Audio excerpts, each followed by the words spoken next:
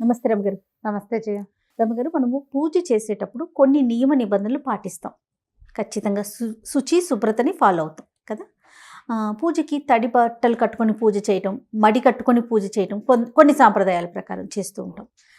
తడి బట్టలతోనే పూజ చేయాలా? మడి లేని వాళ్ళు వారి పరిస్థితి ఏంటి? ఎలా పూజ చేయాలి? తడి బట్టలతోటి పూజ అనేది శుద్ధ తప్పు. తడి బట్టలతో పూజలు అవి చేయకూడదు. ఆహా, ఈ తడిబట్ట సంప్రదాయం ఎక్కడి నుంచి వచ్చింది? సినిమాల్లో చూసి అనుకుంటారు జయ. బహుశా ఓకే. మడి కట్టుకోవటం కూడా మడి అందరికీ మడేమిటి, ఏవో కొన్ని కమ్యూనిటీస్ లో వాళ్ళ సిద్ధాంత ప్రకారం వాళ్ళ అలవాటు, వాళ్ళని చూసి ఇంకోళ్ళు ఎందుకు కాపీ చేయటం నాకు అర్థం కాదు. అది సరే, కొన్ని కమ్యూనిటీస్ లో అయితే మాత్రం మడి కట్టుకొని చేయటం అనేది తడి బట్టలతో. తడిబట్ట కాదు, అబ్బే అసలు తడిబట్టతోటి పూజ అది చేయకూడదు. మీరు సినిమాలంటే గుర్తొచ్చింది, నదిలోనో చెరువులోనో బావిలోనో టపామని నీళ్లు పోసుకోవడం, అదే తడి బట్టలతో దేవుడు ముందుకెళ్ళిపోయి దండాలు లేకపోతే పొర్లు దండాలు ఇవన్నీ చూస్తా ఉన్నాం సినిమాలో. అంటే దానికి సిద్ధాంతం ఉంది కదా జయ. కొన్ని ప్రాంతాల్లో కొన్ని విధానాలు. అది ఎట్లా, ఇప్పుడు అంగ ప్రదక్షిణానికి వెళ్తామనుకో, అంగ ప్రదక్షిణానికి పాచి బట్టలతోటి వెళ్ళి నదిలో మునగరు. వాళ్ళ ఇంటి దగ్గర స్నానం చేసి శుభ్రమైన బట్టలు కట్టుకొచ్చి, పాచి బట్టలు కాదమ్మా. మనం తిరుమలలో కూడా నేను అంగ ప్రదక్షిణం ఎన్నిసార్లు చేశాను, ప్రతిసారి నేను చెప్పట్లా నీకు. నువ్వు స్నానం చేసి మంచి బట్టలు కట్టుకుంటావు, రాత్రి పడుకున్న బట్టలు కాదు అవి. స్నానం చేసి ఈ తడి బట్టలతోటి అంగ ప్రదక్షిణానికి తడి బట్టలు. సరే, ఉట్టిగా దండం పెట్టుకోవటానికి బట్టలు ఆరిపోతాయి కదా. మనం ఈ అంగ ప్రదక్షిణ అన్ని అయ్యేసరికి బట్టలు ఆరిపోతాయి. ప్రదక్షిణ సమస్య కాదు రమ్మగారు. మామూలుగా దైవ దర్శనానికి తడి బట్టలతో వెళ్ళి చేసుకోవాలా? తడి బట్టలతోటి కాదు, అక్కడ అందులో స్నానం చేసి బట్టలు మార్చుకుని వెళ్తారు. నదీ స్నానం పుష్కరిణిలోనూ స్నానం చేసి బయటకు వచ్చి పొడి వస్త్రాలు కట్టుకుని వెళ్తారు. ఆ తడి బట్టలతోటే వెళ్ళి అర్చన చేయవలసిన విధి కొన్ని చోట్ల ప్రత్యేకంగా చెప్పబడి ఉంటుంది. గట్టు మీదే ఉన్నటువంటి నవగ్రహాలను ఏదైనా తడి బట్టతోటి చేయవలసిన విధి కొన్ని ప్రత్యేకమైన ప్రాంతాల్లో. అంతేగాని మన ఇళ్లల్లోకి పనికి రాదు. సినిమాల్లో చూసింది మీరేం చూసుంటారు? నదిలో మునిగి స్నానం చేసి సూర్యుడికి అర్ఘ్యం ఇచ్చుకుని మంచినీళ్ళు పట్టుకెళ్తాం, తడి బట్టతోటి నీళ్లు పట్టుకెళ్తాం, తర్వాత పొడి బట్ట మార్చుకుని వంట చేసుకుని పూజ చేసుకుంటారు. ఓకే. అదే తడి బట్టలతోటి పూజ అది చెయ్యరు. అయితే రమ్మగారు, ఇప్పుడు ఈ రోజుల్లో మనం చూస్తే ఇళ్లలో ఎవరు చేస్తారు, సాధారణంగా మగవాళ్ళు స్నానం చేసి టవల్ కట్టుకొని అట్లానే దేవుడి దగ్గరికి వెళ్ళి ఆ తడి టవల్తో, ఒంటి మీద కట్టుకున్న టవల్తో దేవుడి దగ్గరికి వెళ్ళి ఒక దండం పెట్టడము, లేకపోతే అగరబత్తులు వెలిగించటము అలాంటివి చేస్తూ ఉంటారు కదా. మరి అది కరెక్టేనా? అది కరెక్ట్ కాదు జయ. కరెక్ట్ కాదు. తడిబట్టతోటి చేసే పూజ దీపారాధన అవి పనికిరావు. ఆ తడి బట్టలతోటి శ్రార్థకర్మల్లో చేస్తారు. తడి బట్టలతోటి దీపం పెట్టడము అవన్నీ అప్పుడు చేసేవి. మనం అట్లా చేయకూడదు. ఆడవాళ్ళు ఎవ్వరూ ఈ పనులు చెయ్యరు. కానీ మగవాళ్ళకి ఏంటంటే మళ్ళీ ఇస్త్రీ బట్టలు వేసుకుంటారు, లేదా ఆఫీసులకు బయలుదేరుతారు కాబట్టి ఆ తడి టవల్ కట్టుకుని స్నానం చేస్తారు, బాత్రూమ్ పట్టుకెళ్తారు టవలు. కొంతమంది అయితే బట్టలు బయట విడిచి టవల్ కట్టుకుని వెళ్ళి ఆ టవల్ పక్కన పెట్టుకుని స్నానం చేసి మళ్ళీ ఆ టవలే కట్టుకొస్తారు బయట. అవును, కొంత ఇలాగే జరుగుతుంది చాలా చోట్ల. అయితే వీళ్ళు వచ్చిన తర్వాత ఆ తడి పొడిగా ఉన్న తువ్వాలతోటే దేవుడి దగ్గరికి వెళ్ళిపోయి దండం పెట్టేసుకుంటారు. అవును. దీపారాధన కూడా చేస్తారు కొంతమంది. భార్యలు సిద్ధం చేసి పెడితే దీపం వెలిగించుకుని, దీపం శ్రద్ధ పాపం ఆసక్తి నేను కాదని అనలేను. కానీ ఈ తడి బట్టతో చేసేది అంత మంచిది కాదు. దాని బదులు ఇంట్లో ఉతికిన లుంగి ఏదైనా ఉంచుకుని ఆ టవల్ విడిచి ఉతికిన బట్ట కట్టుకుని, ఉతికిన బట్ట తడిది కాదు, ఉతికి ఆరేసింది ఒక లుంగి లాంటిది ఏదైనా ఒక పంచ లాంటిది ఎందుకు ఉంచుకోకూడదు?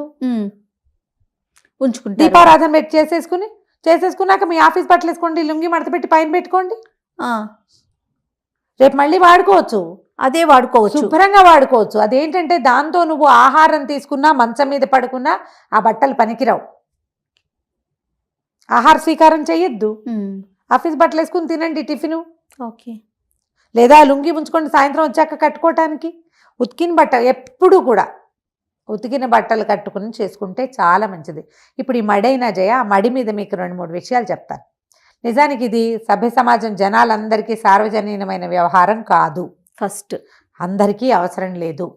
దీక్షా వస్త్రాలు ఉంచుకోవటం కానీ, తర్వాత మడి బట్ట ఉంచుకోవటం కానీ, బట్ట ఆరేసుకుని ఫ్రెష్ బట్టలు కట్టుకోవటం కానీ ఖచ్చితంగా కొన్ని కమ్యూనిటీస్ వాళ్ళు పురాతన కాలం నుంచి వాళ్ళ ఇళ్లలో అలవాటుగా చేస్తారు.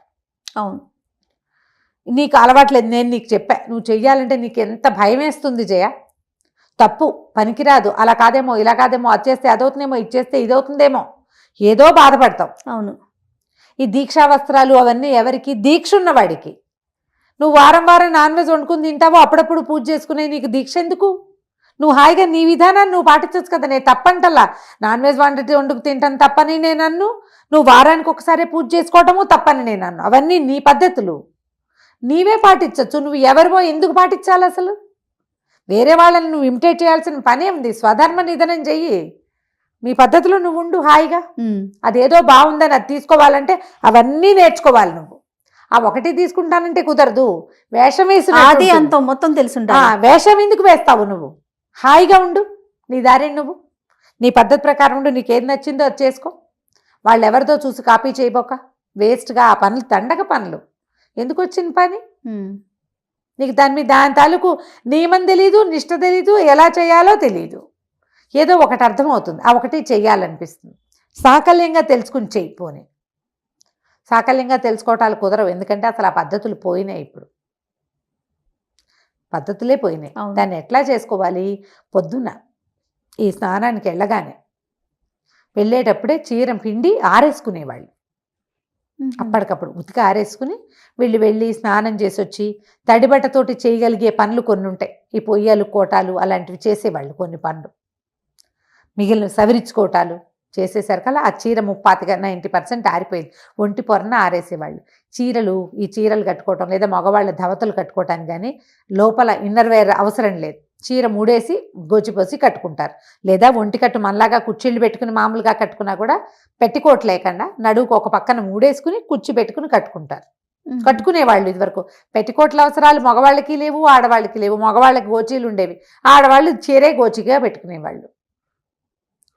అది కట్టుకుని బ్లౌజ్ కూడా ఆరేసుకునేవాళ్ళు, రవికలు ఆరేసుకునేవాళ్ళు. మనకు మళ్ళీ క్రాస్ బెల్ట్లా ఏమైనా జయ సింగిల్ కుట్టు మీద ఉండేవి. మా మదర్ కూడా అవే వేసుకునేవారు. రవిక ముడేసుకునేది. దాన్ని జాడిచ్చి ఆరేస్తే అది ఎండగా ఆరిపోతుంది. 90% పూర్తిగా ప్యూర్ కాటన్ వాడేవారు. ప్యూర్ కాటన్ బట్ట కట్టుకుంటే అప్పుడు నువ్వు దేవతార్చనకి దేవుడికి సరిపడా అవి ఇవి తయారు చేసుకోవడం, సిద్ధం చేసుకోవడానికి సరిపోయేది. అప్పటికప్పుడు ఉతికి ఆరేసిన బట్ట చాలా శ్రేష్టం, మంచిది. లేదా పట్టుబట్ట. మా అమ్మ ఏం చేసేవారంటే, మా ఇంట్లో చేసేది చెప్తా. ఇప్పుడు మా ఇల్లు ఎందుకు చెప్పాల్సి వచ్చిందంటే, మా సిస్టమ్ ఇది కాబట్టి, నాకు తెలుసు కాబట్టి. అదేలే. మాకు పడవటి ఇంట్లో పైన ఇట్లా కర్రలు కట్టి ఉండేవి. 2 ఇవి ఉండేవి, 2 కర్రలు, వాసాలు. పెద్ద వాసం పొడుగాటిది. చీర పిండి ఆరేసుకుని మా అమ్మ మడితో ఉండగానే చీరని ఇట్లా పైకి ఎగరేసి ఆరేసేవాళ్ళు జయ. చీర ఆరేయటం వచ్చా అనేది ఒక పెద్ద ప్రక్రియ. దాన్ని ఆ పైనేసి ఒక కర్రతోటి ఇట్లా కొసపట్టుకుని లాగేవారు. ఈ చీర ఆరేసుకునే కర్ర కూడా ఒకటి ఉండేది మా ఇంట్లో, పడవటింటి తలుపు పక్కన. ఆ కర్రే వాడేవారు. ఆ కర్రే, వేరే ఏ కర్రలు కుదరవు. వేరే బయట ఎక్కడ ఆరేసినా రేపటికి పనికిరాదు. అది ఎవ్వరూ ముట్టుకోకుండా పైన ఉండేది. మర్నాడు పొద్దున తడిబట్ట విప్పి ఇది కట్టేసుకునేది మా అమ్మ వెంటనే. ఇవాళకి చీర రేపటికి చీర ఇవాళ ఆరేసుకునేవాళ్ళు. ఇళ్లలోనే ఆ రకమైన ఏర్పాట్లు ఉండేవి. పైన ఉండేది తీగ కాదు, వాసమే ఉండేది కర్ర. బట్టలు ఆరేసుకునే కర్ర, దాని పేరే. దండెం, కర్ర 2. అది దండెం, ఇది కర్ర. ఇప్పుడు ఇలాంటి సిస్టమ్ పురాతన కాలంలో. ఇప్పుడు మా ఇంట్లోనూ లేదు. పట్టు చీర మడే మా విజయకాయ ఆరేసుకుంటుంది. ఒక్కొక్కళ్ళు ఉంచుకున్నారు. ఇంకా ఎవరి పద్ధతులు వాళ్ళేవి కదా. ఇప్పుడు ఈ పందా మనం చేయలేకపోతాం. పట్టు చీర అట్ట పెట్టుకోవటం, ఒకటి ఉతికి ఆరేసి పక్కన పెట్టుకుని అది కట్టుకోవటం, ఆ సమయానికి వాడుకోవటం, తర్వాత లేదు. ఇంకా అందులో పెట్టికోట్స్ వేసుకోవటాలు అవి మడికి పనికిరావు. ఇప్పుడు ఆ మడి ఈ మడి కలపలేం కదా అస్సలు. ఎందుకు వచ్చింది? ఎవరికి ఉందో వాళ్ళు చేస్తారు. మీరు శుభ్రంగా ఉతికిన బట్టలు కట్టుకోండి.